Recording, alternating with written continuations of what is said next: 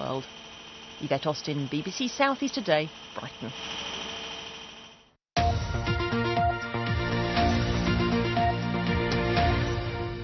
Now, it is a battle that many parents struggle with a bit, encouraging their children to read more. But today, hundreds of youngsters gathered at an event in Hastings aimed at getting them reading more. They were introduced to a new superhero, even though he lacks any superpowers. Yes, Kid Normal is the star of 3 books written by Radio 1 breakfast host Greg James and fellow broadcaster Chris Smith.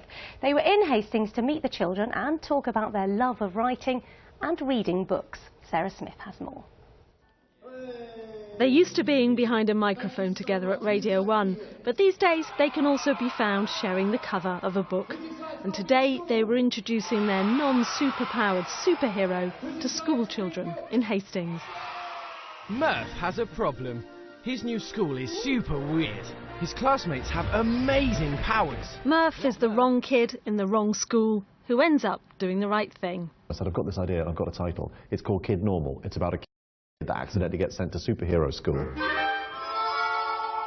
And immediately Greg sort of said, well, who will he make friends with, and what powers will the kids have, and what will the lessons be like at superhero school? And we really quickly started spooling out the plot between us, and we thought, well, we've had a good idea. And our sort of natural inclination is to take the mickey out of things.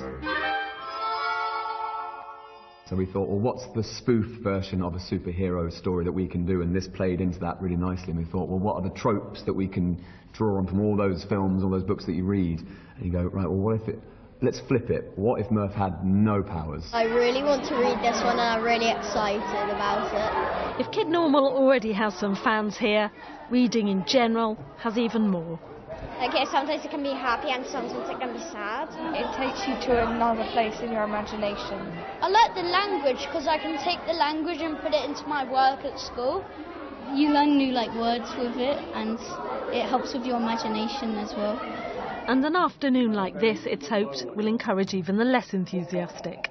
All the evidence shows that the more people enjoy these activities, especially reading, the more they get out of it and the greater the attainment levels go up. So that's what we try and show. We want to use our platform to push that message out that, you know, without us reading books as kids, we wouldn't be doing the jobs we're doing now, and we wouldn't have the brains we have now. You have to use your brain, you have to sort of look after it and absorb things. And if they've sparked a few more readers of any books, they say, they'll have succeeded.